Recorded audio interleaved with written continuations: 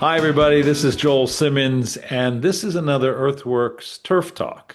Not a podcast necessarily, but I just finished a podcast with one of our favorite guests, who's back by popular demand and has been one of the most popular guests that we've had. It's Mr. Lawrence Mayhew. He's our chemist. He's a dear friend, and he's quite brilliant. And we talked about a whole bunch of stuff on this week's podcast, including a little humic acid. And the title of the podcast, we've really listed it as the biology of digesting thatch. But in this little clip, I was able to get his goat up. And I got him all excited. And it's always fun when Lawrence gets his feathers up and really gets excited. And we were talking about how a plant can take in multiple nutrients. And this little chart that I have here is actually a breakdown of about 75 elements that we found in C3 when we tested it. And I asked Lawrence in the podcast, does a plant actually utilize all of these minerals? And we've had this conversation before on the podcast, but it's always entertaining to hear Lawrence talk about what's going on inside the plant and how all of these minerals start to build the complexity of how plant physiology works. So take a listen to this little chat between me and Lawrence Mayhew on how a plant is working and utilizing a lot of these elements from the soil to the plant. Yeah, and it's, I show that slide that you put together, that page of 70 plus minerals. Hmm. And I've had a lot of pushback, the big pushback as well, Hmm. if we were to tissue test any plant, would most of those metals be found in a tissue in a plant? Absolutely. Well, probably more so in the root system. The root system is Okay, more even dependent better. on them. Yeah, Yeah, the root system is much more dependent upon these things, which makes sense. They're right down there. They're in the soil, and there's a lot of things going on down there in that and they're soil. taking You them. don't Yeah, necessarily send them up into the plant.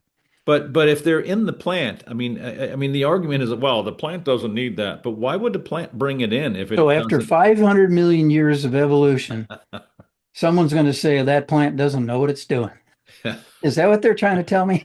I'm They, just I telling you was what when I I hear. went through when I was in college, they said, "Oh, they plant can't tell the difference between potassium and rubidium and cesium, so they just take them all up." Well, what Perfect. if you find a gene specific to the utilization of rubidium, for example? I mean, Right. that's true.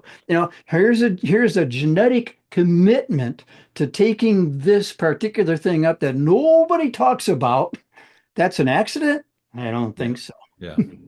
I was asked to get you wound up, and I think I've accomplished. Well, what they do is these things you never heard of before will substitute for things you have heard of before Yeah. under stress conditions. That's where they do their work almost without question, almost without exception.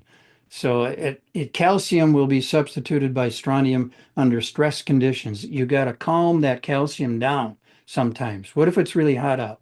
Oh, by the way, when these plants are under heat stress, the amount of photosynthetic carbon that goes to the roots is now only 5%. Wow. You want to break down thatch in the summer? Good luck. Yeah. Hmm. What if we have improved the biological environment in the soil? Well, Doesn't matter. They're not getting those they're exudates. not They're not getting the getting that exudates. photosynthetic Yeah. carbon anymore Yeah. when they're under heat stress. So the best time to break down thatch is in the spring under ideal growing And yeah, conditions and in the the fall. fall under ideal growing conditions, as that's when the most synthetic carbon is going down Yeah. to that root system. And that goes back to, we talk about this a lot. Set up the stage for June, July, and August. And that's Yeah. why we get a lot of questions about, when should I start using my liquid sprays? As soon as you break dormancy, start feeding that soil because those 2 or 3 months set the stage for 2 or 3 months that you're just basically holding your breath, hoping you survive. As we sit here on the 29th of July, Mhm. I'm sitting in my little office, and outside here, it's almost 100 degrees. Mhm. It's been one of the worst summers I've seen in a long time. It's been hot in the Northeast and many parts of the country, Kentucky, St. Louis, certainly the Mid-Atlantic, and it's been rainy. So we're setting ourselves up for a lot of disease issues. But So these plants are going into survival mode. They're not yeah, sending hardly any root exudate yeah, carbon down there at all at this point. And one of the first things that happens is when they go in survival mode, growth, anything that has anything to do with growth pretty well gets shut down and Yeah. they need to survive. And that's why I use this word, and I'm not sure I've ever defined it well, but I use this word buffer, soil buffer, Yeah. and by having, an adequate level of available carbon, and those available carbons is really humus. It's not sugar necessarily. It's the soil carbon that at least provides moisture management, moisture holding capacity. It provides a buffer for temperature. It provides especially if we can get an ample amount of humate in there, we got an environment by which biology can still continue to proliferate in the worst of environments.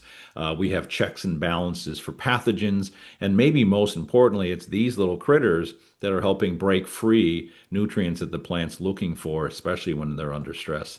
I mean, isn't this time of year the time when the plant is calling on most nutrients because they're under such heat stress? This is the time of the year when enzymatic activity is extremely critical, and this is the time of the year where these cofactors are definitely doing their job. How can we improve that? Improve And how do we improve the environment by which those functions occur in the summer by months? bringing in extremely complex inputs. There you go. Thank you, Mr. Brunetti.